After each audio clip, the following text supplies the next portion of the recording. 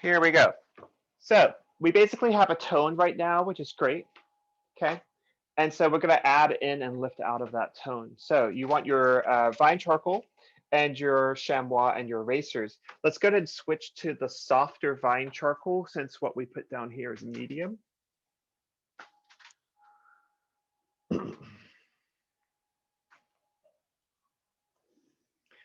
And what I want us to do, sorry, my space isn't really perfect for all this, is in the center, we're just going to draw a sphere. Now use your whole arm. Okay, if you're drawing sitting down, you won't be able to do that.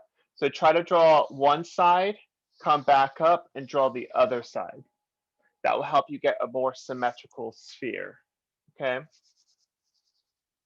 I'm going to use my whole arm because I'm standing up, and you can see I'm holding my charcoal like a whisk.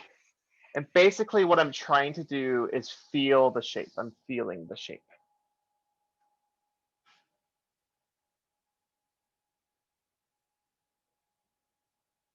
Okay. Now, along the top of the sphere,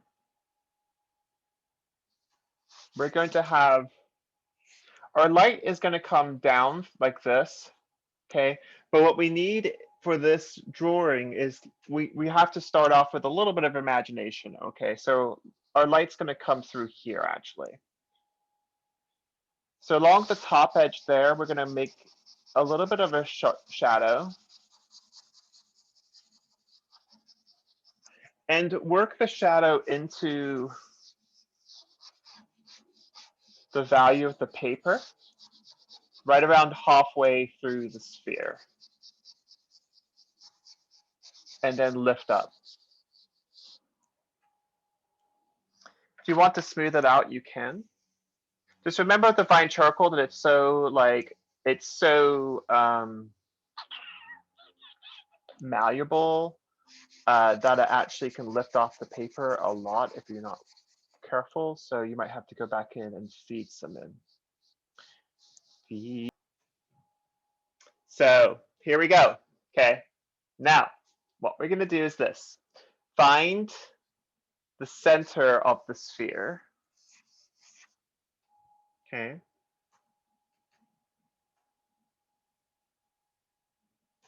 And then in the center, in the center, we're going to draw this, another circle. Okay.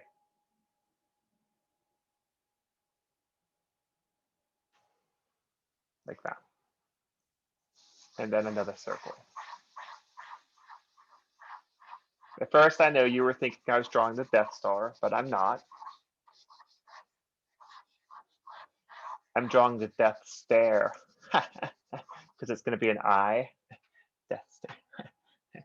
Let's just go ahead and add like a little bit of like lineage in here.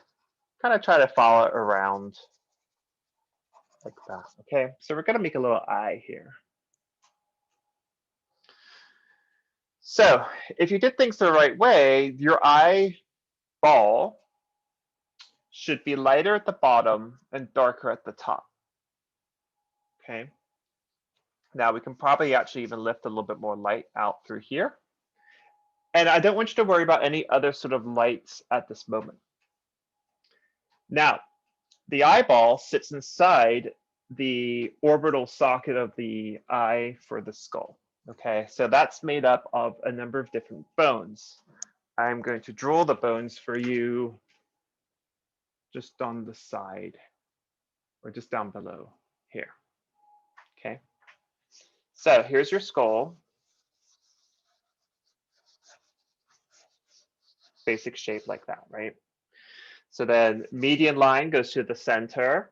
Okay, and then over here, like this line and this line, those reference the zygomatic, which is your cheek. And down through here, there's like a little negative space between your maxilla, oop, and your mandible, oop. Okay. Now, inside the area of your maxilla is the nasal socket, the cavity. Running through the center of the nasal cavity is the vomar. It touches here with the nasal bone and then goes up here like this. Okay.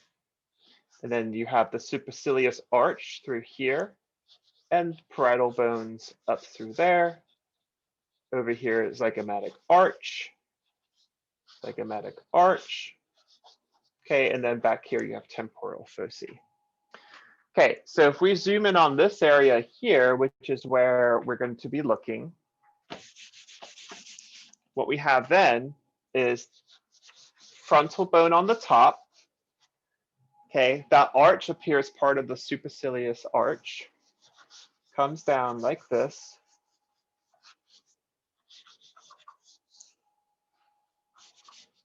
So there's the inside of the nasal cavity. There's the vomar.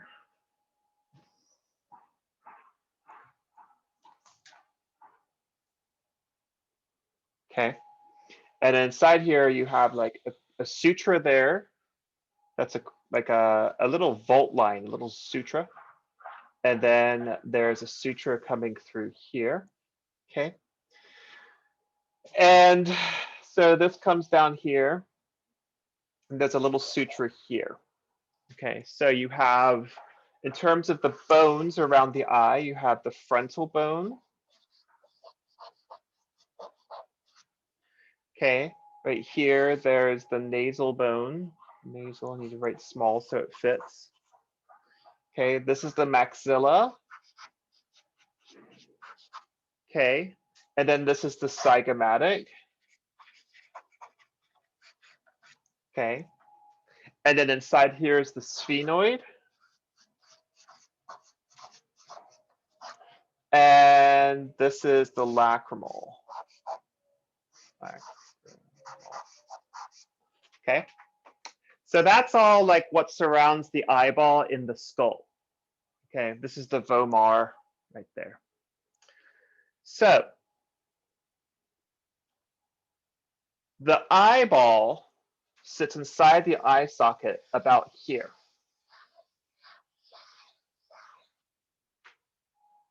Okay, it doesn't take up the whole eye socket. Then surrounding the eye is on the top for the eyelid, levator palpebrae superioris. And then underneath, orbicular oris, which also extends up through here. Okay, so the actual size of the eyeball is not the same size as the eye socket. And so when we draw the eye socket, it's going to be larger than the eyeball. All right, now we're going to study I'm going to give a tutorial on the skull and the names of the bones, et cetera, et cetera. Did we? I don't think we've done that already. I know we drew some skulls, but I don't think we did a tutorial on the different names. Okay, so go ahead and just imagine that around here is a rectangle.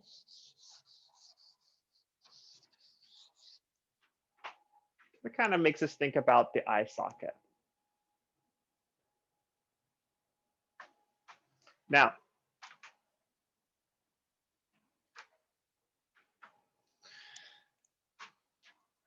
coming about here, it's about halfway from the iris to the bottom, and here about halfway from the iris top to the outside of the edge. We're going to come to here and about there. We're going to put in like just a generalized shape.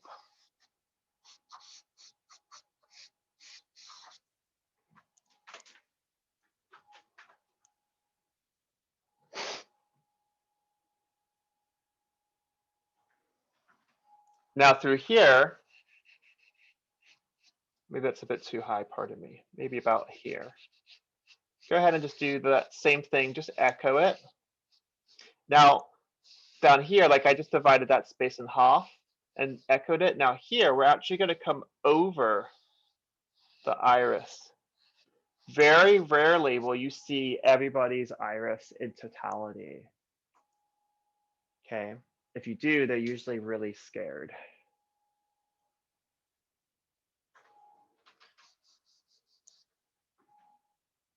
I always tell students they're either scared or they've taken LSD. Okay, now over here, we just make this a left eye. Don't go chasing waterfalls. That's TLC. A member of that group was called Left Eye, so that's where that just came from. I just heard that song the other day in a store. I think it was Target, which made me feel about as old as I could possibly feel.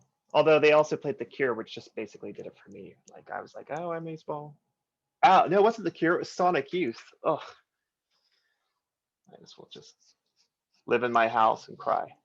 Okay, so now we have an eye with eyelids, right? This down here is the thickness of the eyelid. It's a muscle. It has a thickness. Okay. And so that's really important to remember because from there, as you start to, shade the outside area of the eye, then you want to remember that there's that thickness there. Now, if our light's coming through here, that means there's going to be a shadow cast across the top. That's why we made the top of the sphere darker. And the bottom is going to be lighter. That's why we made the bottom lighter. Now, if we think about how to draw this, we're going to think a lot about the location of those different types of eyes, okay? And what we generally do when we talk about eyes, right, is that we generally talk about, because we're like in the West, we generally talk about drawing European eyes. So that means usually that it has a heavy crease here. Okay, so sometimes this gets called like a double lid. Sometimes it gets called like a hooded lid. Okay, and like I think that works. I think that's a great thing to sort of talk about. But when I teach at BC, sometimes 80% of my class are students of Asian descent. And I think, well, how, like who's teaching them how to draw their eyes? And so we're not going to stop here. We're now going to study a generalized Asian eye, okay? Because I think everyone deserves to know how to draw their eyes. We get an eye that's very similar to this in people of African descent. Their eyes are they have like a double crease or they're hooded. So like predominantly this eye works for a big portion of our population, but I think it's very important to also talk about how to draw other eyes as well. So go ahead and erase that. Did you wanted us to take a picture first? Yeah, that's always a good idea. Okay, thank you. Now, one of the things to recognize when you are drawing eyes is like thinking about the relationships between how much of the eyeball is exposed by the lids. Okay, even if somebody has an eyelid that doesn't have a really prominent crease, so someone who has what we call like a monolid, we still want to think there's still eyelids there. It's just that the way that they transition into the surrounding area is different, right? And so we still going to start off with the same type of thinking. Go ahead and start with a circle. Now, instead of drawing the eye straight forward, we're actually going to draw the eye a little bit turned away from us. So running down the middle of the line, the eye in a vertical line, but a line that's following the form. Do you see how it's curved because the form is curved? It might be a bit too far over. Let's do like here. That's going to be your median line. So now we have a larger left side and a smaller right side. Okay. Now, we're going to have this eye slightly turned away and slightly looking up. So we're going to draw a transverse line. That's a line that's transversing the space, left to right, about like there.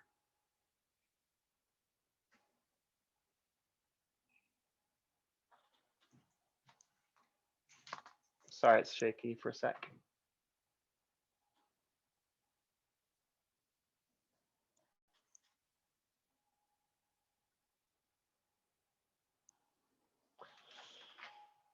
Okay, go ahead. We're going to put the iris and the pupil here.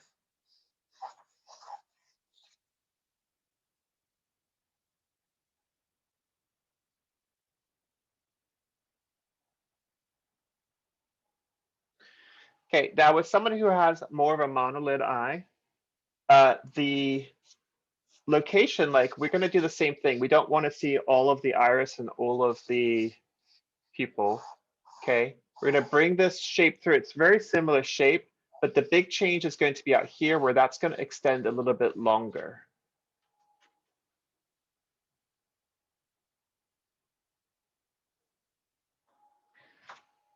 This is going to come down, and then from there we get the tear duct. It's like a little circle there. That's fine. And then a curved line here. And as it comes up, it's going to actually disappear like that. So this lid is actually going to cover up a little bit over there.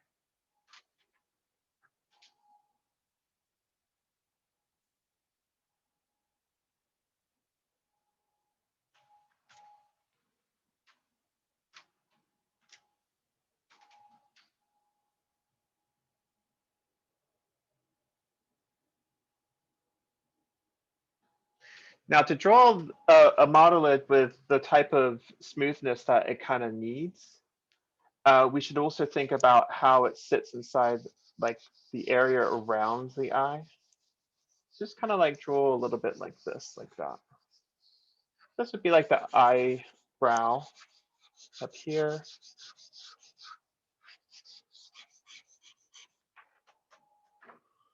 It's like the side of the nose, the bridge of the nose is like in here. Just kind of think. Now with the monolid eye, the top eyelid is is thicker. And so it casts a darker shadow like that. You can go ahead and shade in the iris and the pupil.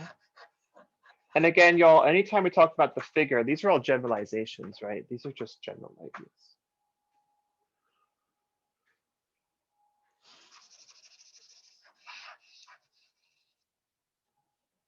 Now, this part is going to go up underneath there versus with like a double crease or hooded eye where it's a bit, they kind of come more in connection right there. They meet up. Then a little bit darker here for that thickness of that lower lid.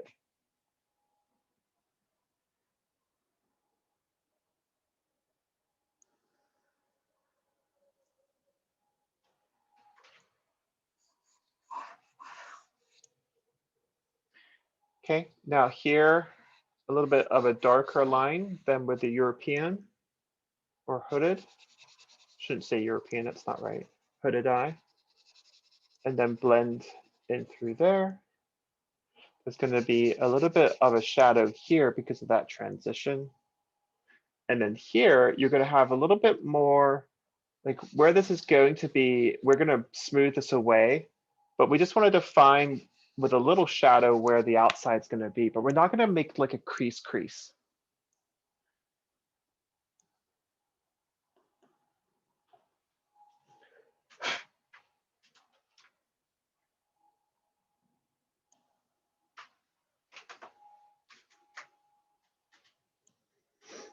So basically on like a hooded eye, there would be the crease here that would be really heavy. And some Asian people do have hooded eyes. Okay. But with a monolid eye, this is going to be pretty smooth. And so we want to add some value on the other side, like that. And then we kind of want to softly transition into that value rather than a deep, heavy crease in there.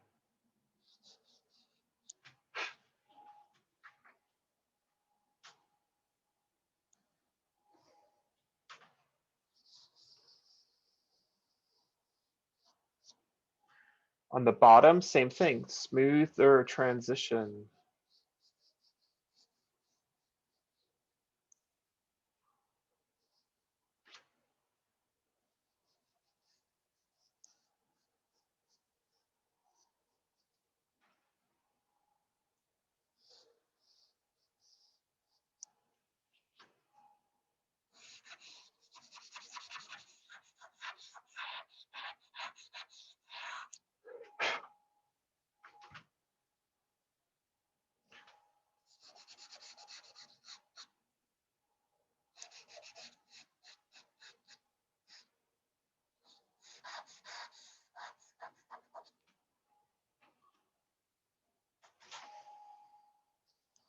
And you can use your eraser to lift out your lightest lights.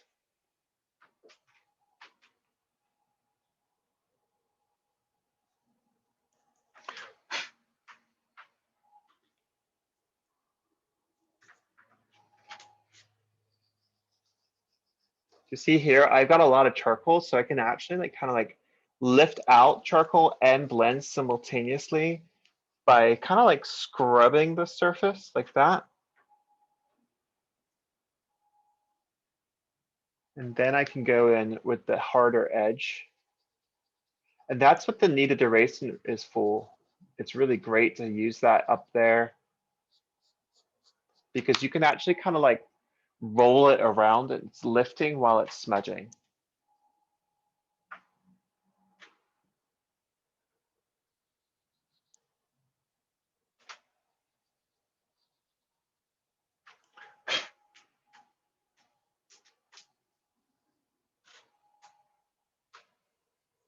Then we're going to get light through here.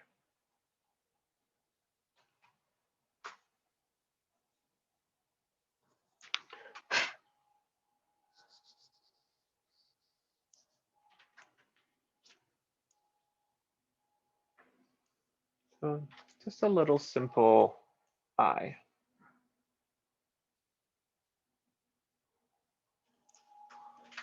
Starting with the sphere.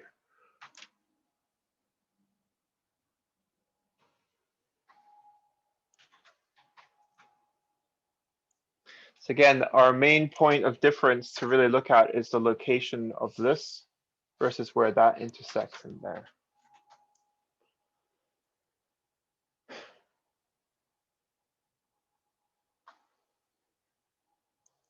Okay, take a picture of your monolid eye.